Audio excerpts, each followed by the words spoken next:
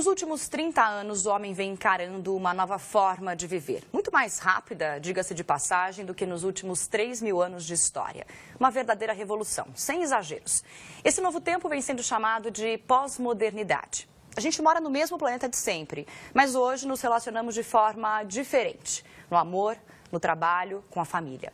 Com tantas barreiras derrubadas, ainda nos vemos presos em velhos padrões, agarrados ao que éramos ou ao que pensávamos que iríamos ser em 10, 20, 30 anos.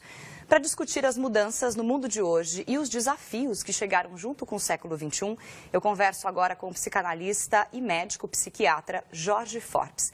Forbes, olá, tudo bem? Tudo bom, Fabiana, prazer estar aqui com você. Prazer é todo meu, falando sobre esse tema super importante e atual. A pergunta que eu te faço justamente é essa: como que você enxerga essas mudanças e a velocidade em que elas vêm acontecendo? Fabiana, eu acho importante as pessoas se darem conta que nós estamos num verdadeiro tsunami, que nada parecido com o que está ocorrendo ao homem ocorreu nos últimos 2.500 anos, que é o tempo da filosofia, do começo da filosofia até hoje. Nós já tivemos grandes épocas de mudança, quando uma primeira referência do homem era a natureza, depois passou a ser religião, depois passou a ser o saber. Agora é uma nova mudança que não só muda essa referência externa a nós, ou seja, a transcendência, como muda também a arquitetura do lar social, que nas 3 épocas anteriores da espécie humana era uma arquitetura vertical, e agora é a famosa arquitetura horizontal, a famosa arquitetura líquida, múltipla, criativa dos tempos da pós-modernidade. E nesse momento, Fabiano, o que ocorre é que a gente está aqui, né, falando com todo o pessoal que está nos assistindo, porque nós somos passageiros de uma nova época, e uma época essa que a bússola que nós tínhamos não funciona mais. Então nós nos sentimos desbussolados. Nada mais é como era antes. A gente não nasce da mesma forma, não educa, não ama, não casa, não trabalha, não aposenta, aliás, não vai aposentar, nem morre mais da mesma forma que a gente morria antes. Então é necessário que a gente possa discutir esse assunto para que a gente habite esse novo momento, a pós-modernidade, ou Terra 2, como eu gosto de chamar, porque é mais sensível a todo mundo. Nós estamos num novo planeta. É, né? O mesmo, mas diferente. É o mesmo geograficamente, é diferente em todo o resto.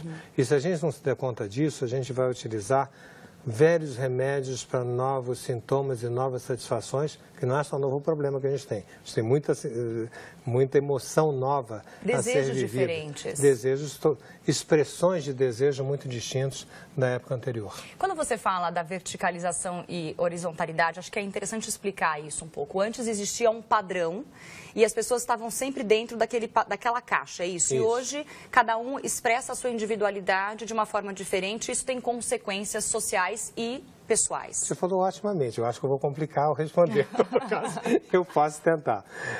Quando eu digo verticalidade, é o seguinte: vamos imaginar, primeiro a gente tem que estar de acordo, nós dois e todo mundo que está nos assistindo, a gente tem que estar de acordo que o homem não é um ser que já tem a sua linha de vida estabelecida a priori. E nisso a gente se diferencia de todos os animais. Uma abelha é uma abelha, um cavalo é um cavalo, um cachorro é um cachorro. E um homem nunca a gente sabe muito bem o que ele é, e ele tem que inventar formas de se dar com os outros, o que a gente chama de lado social, a cada momento. Quando ela inventa uma forma que se estabiliza durante muito tempo, a gente chama essa forma de era, não é? Então, todas as eras anteriores, elas foram verticais no sentido do seguinte: imagina que a organização na família era representada pelo poder do pai, na empresa pelo poder do chefe, e na sociedade civil pelo poder da pátria. Então, pai, chefe e pátria eram elementos que padronizavam o que a gente tinha que fazer até 30, 40 anos atrás, não é verdade? Você não se lembra, mas era assim. Né? Era uma vida padronizada, onde a gente ou se adequava ou se rebelava. De repente, era isso que eu chamei de verticalidade, de repente nós não temos mais estruturas verticais que determinam um mundo piramidal, né? Uma base extensa da pirâmide e todo mundo olhando, né, aquele local maior que eu teria que chegar a ser pai ou ser chefe ou ser um herói da pátria.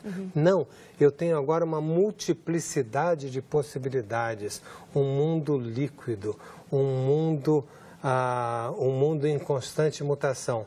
Aí não adianta mais eu buscar ser disciplinado como eu era no tempo anterior, mas eu tenho que inventar umas soluções singulares minhas. Essa solução não virá do outro. Então eu vou ter que inventar uma solução para a minha vida, singular. Muito particular. Muito particular. Ou melhor dito, ainda muito singular, que a palavra singular é mais forte que a palavra particular, que particular ainda é parte de um todo. E singular é único. Então nós vamos ter que inventar satisfações únicas e nos responsabilizarmos por ela. Ou seja, fazer isso passar no mundo. Invenção e responsabilidade é o grande binômio da pós-modernidade. Agora, o curioso é o seguinte, né? A gente está falando de uma vida no século XXI no planeta, né? Cada um com a sua faixa etária, né? Os mais jovens, acredito que vão sentindo isso de uma forma talvez mais livre, uma facilidade maior de encarar essas mudanças. Quem já tem mais idade, talvez fique um pouco mais resistente. Eu queria falar um pouco sobre isso. Você acha que é mais difícil para quem já viveu mais tempo nesse planeta, mais do que 30 anos, como você colocou no começo? Ou é mais difícil para quem está chegando agora? E como lidar com tantas opções, com tantos desejos possíveis de serem realizados fora de um padrão? Fabiana, está todo mundo incomodado, mais velhos e mais moços. Os mais velhos, porque não estão entendendo nada dos seus filhos ou dessa moçada. Não entendem uma música esquisitíssima que fica batendo uma estaca, bum, bum, bum, bum, bum, nos ouvidos dos mais velhos, né? E que não tem letra, e que as pessoas dançam cada uma por si. Né? Como numa rave. Como numa rave, né? Então é um negócio meio esquisito para os mais velhos. Não entendem o ficar do amar dos jovens, não entendem o que é um viral. Enfim, eles ficam muito... Não entendem passeata sem bandeira de luta, como, por exemplo, não entenderam nada dos movimentos de 2013 na Avenida Paulista. Então, os mais velhos sofrem, mas os mais moços também sofrem. Por que eles sofrem? Porque eles não veem as suas opções legitimadas pelos mais velhos. Então, eles também ficam meio perdidos, porque a legitimação que normalmente vem daquelas pessoas que já viveram mais tempo, né, eles não se veem legitimados no seu fazer social. Então, uns estão insatisfeitos porque não entendem o que está vindo, e outros estão insatisfeitos porque não se veem aceitos no que estão trazendo. E nós temos que gerar discussões como essas para poder dar lugar a mais velhos e mais moços. O que está faltando quando a gente fala que a gente não consegue entender para onde ir, ou como lidar com os desejos, ou com as mudanças, ou como derrubar as próprias barreiras interiores diante de uma mudança? Eu diria assim, para falar de sofro, eu diria que está faltando coragem. Por que está faltando coragem? O mundo atual, pós-modernidade, não é para fraco, não. Por quê? Porque no mundo anterior, o problema, a gente via em análise, eu sou analista, quer dizer, a pessoa que chegava numa análise era para saber assim, eu preciso fazer tal coisa, alguma coisa está me impedindo a fazer aquela coisa que ela sabia que ela precisava fazer. Hoje em dia, a pessoa chega numa análise e diz assim, eu tenho 10 coisas que eu posso fazer, eu estou apavorado, porque se eu escolher uma, a única certeza que eu tenho é que vou perder 9. Né? Então, a pessoa tem uma angústia da escolha que é própria do mundo criativo. Por isso que eu disse que as pessoas estão apavoradas. Né? Estão com saudades do tempo que tinha papai, professor, chefe, mandando dizer faça isso, não faça aquilo. O que é mais fácil ser rebelde quando você tem um anteparo. Aí, de repente, você tem um novo momento onde, e as pessoas precisam tomar muito cuidado com isso, que quando você diz eu quero tal coisa, isso pode ocorrer. Sim. Né? Então, você precisa tomar cuidado com a expressão do seu desejo, porque ele pode ocorrer. Sim. E isso as pessoas estão... O que acontece? Elas ficam com medo. No primeiro momento, acham o máximo, né? Liberou geral, agora estou legal, agora vou poder fazer um monte de coisa. Mas, num segundo momento, as pessoas recuam, porque elas ficam muito angustiadas frente à angústia da escolha. E elas procuram ou o livro de autoajuda, ou o bispo da esquina. Né? Qualquer uma das duas coisas se merecem pela mediocridade, né? E que impedem o avanço do laço social. Dá medo de se autorresponsabilizar pela escolha? Dá muito medo. Dá muito medo e a gente não quer pagar essa aposta. Mas não tem jeito, porque a vida não tem piloto automático. Ou você banca as suas escolhas, ou você vira genérico. Bom, eu acho que são muitos os desafios, e aí começa a pensar nas questões práticas quando você coloca tudo isso. Isso é bem prático. Né? Aí você pensa, por exemplo, nas relações amorosas, como as coisas estão... Relação amorosa é o máximo, vou dizer, é um dos pontos fundamentais de alteração na pós-modernidade, e eu falo com uma certa alegria, porque é um momento grande do amor. Porque até agora, até pouco tempo atrás, o nosso amor era um amor terceirizado, era um amor em nome de alguma coisa. Eu estou com você pelos nossos filhos, eu estou com você pela herança, eu estou com você porque eu vou me candidatar a uma campanha política, eu preciso ter uma mulher do meu lado. Eu estou com você pelo padre, eu estou com você, bom, e assim ia, né? É sempre alguém estava com o outro em nome de alguma coisa terceira. Hoje em dia, se alguém disser para você, eu estou com Maria porque tal coisa, é mentira, né? Porque ninguém está obrigado a estar com ninguém. As pessoas estão numa relação direta, numa relação, eu estou com você porque eu quero estar com você. E o mais interessante, Fabiana, é que no momento em que você faz isso, você não consegue mais justificar o seu amor. Então você descobre que as principais escolhas da raça humana não têm razão de ser. Ou seja, eu não consigo explicar para alguém porque a famosa frase, eu te amo. Eu consigo explicar, eu não te amo. Não, por que eu não amo alguém, eu consigo explicar. É fácil.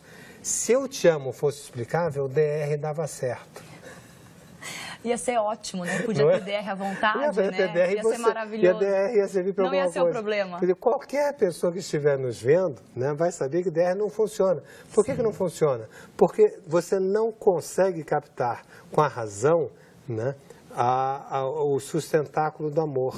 Então isso mostra que o mais fundamental da vida humana escapa aos mecanismos racionais. Quer dizer, aí você fica ainda mais lidando com essa situação, porque você precisa entender como eu sustento um relacionamento sem os porquês e as explicações racionais. Você vai ter que fazer escolha. Você escolhe, depois você entende. Não você entende, depois escolhe. Nossos pais diziam, pensa bem. Pensa bem, olha minha filha, o que você vai fazer. Né? Encontra o bom moço, minha filha, olha lá. Né? Nada disso mais se sustenta. Né? A parte boa da pós-modernidade, eu imagino que é justamente a escolha. A gente pode escolher várias vezes ao longo da vida e ir mudando, se for o caso. Se não der certo aqui, eu tenho liberdade de sair para outra coisa. Isso nas relações de trabalho, nas relações amorosas. Você concorda com isso? Ou não? A gente está preso nas nossas escolhas? Fabiana, eu acho que nós podemos viver uma época de revolução da raça humana como nós estamos vivendo. Um renascimento como nós estamos vivendo. Nós podemos ser responsáveis pelo mundo que a gente está construindo. Não existe, a meu ver, melhor momento de estar vivendo que no século XXI. Nunca houve uma chance tão grande do homem pegar em suas mãos o seu destino e dizer, eu quero ir por aqui.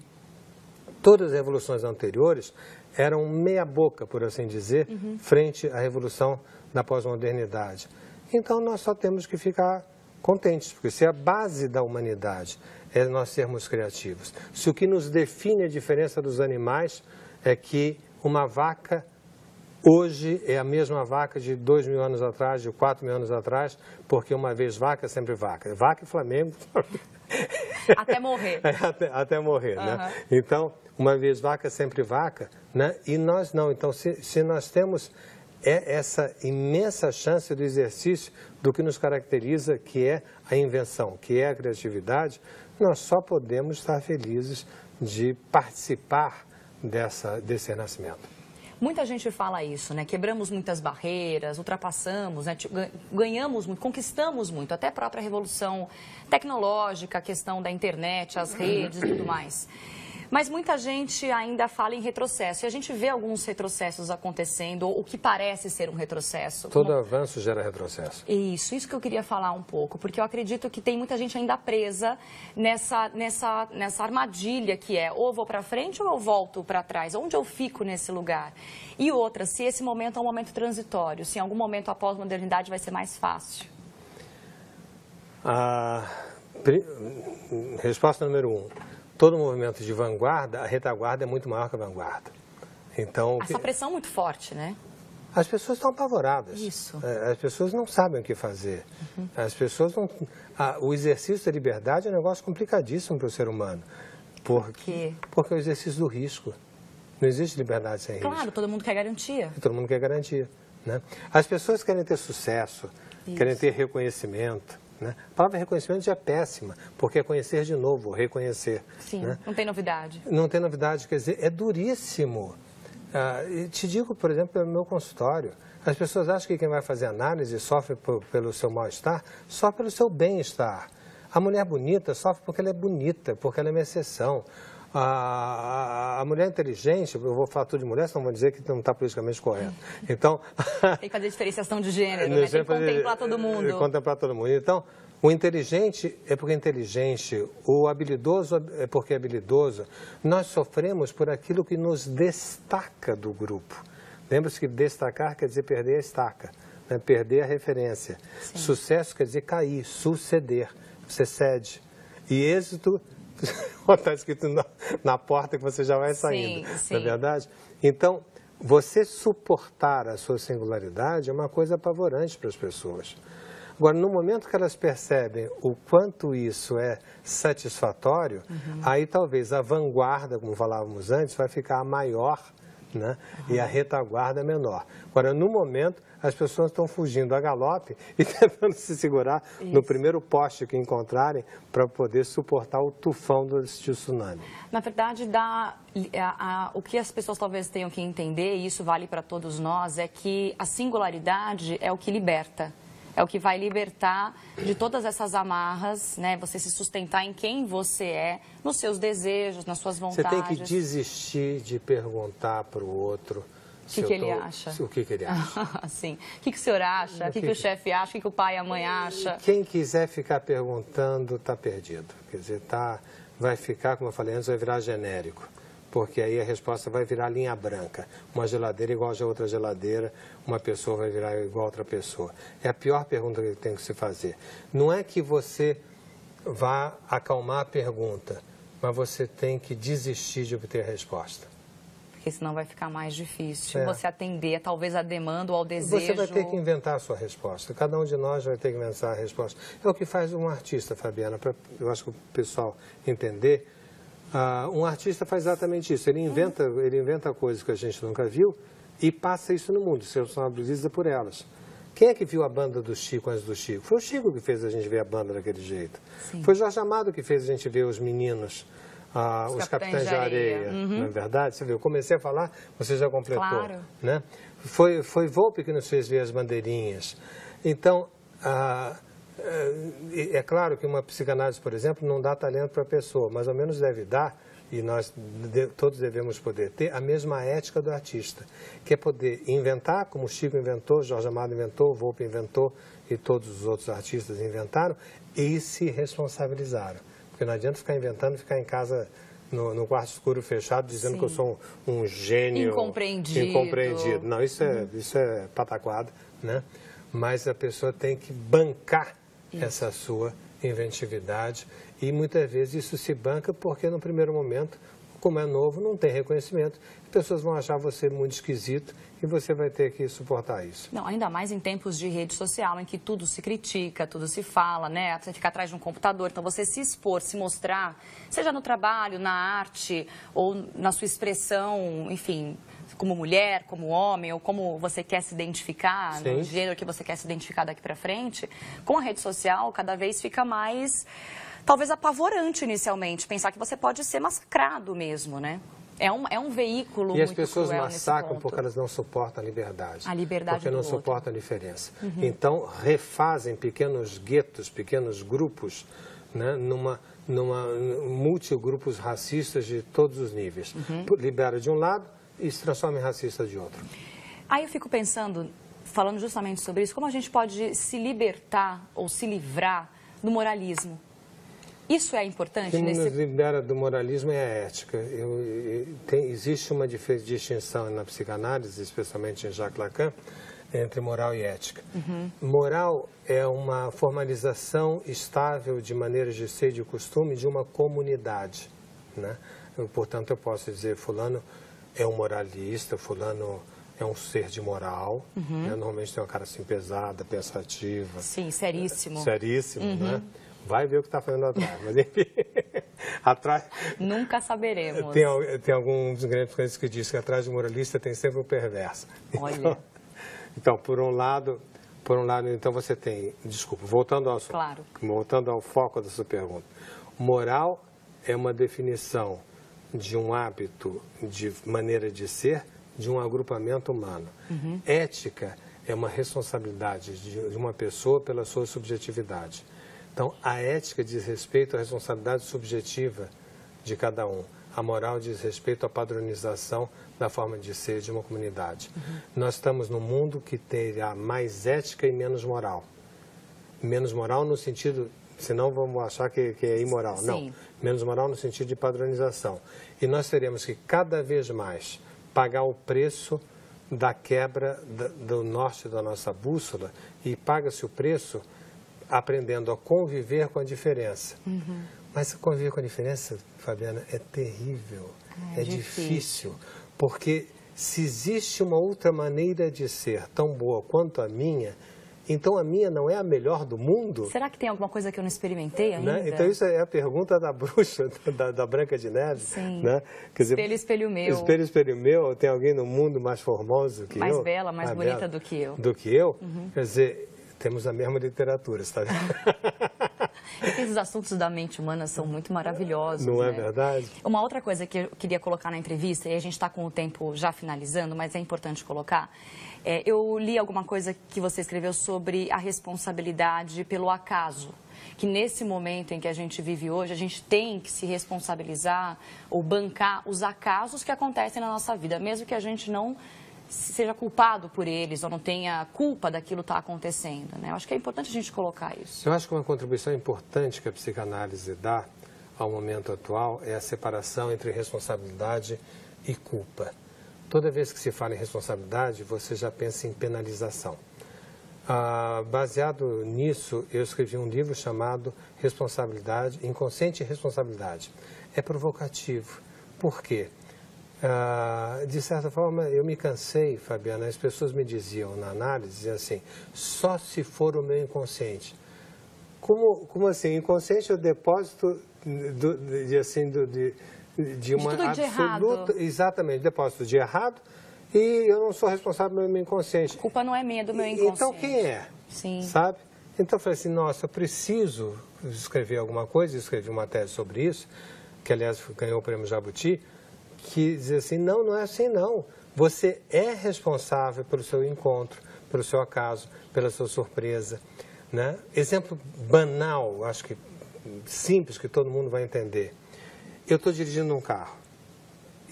O carro passa em cima de uma mancha de óleo. Eu atropelo 10 pessoas num ponto de ônibus. Eu não vou ser preso, possivelmente porque tinha uma mancha de óleo. Mas isso quer dizer que eu vou ser o mesmo antes ou depois? Não vou ser. Nunca. Eu posso dizer para o delegado, tipo Chico Buarque, né?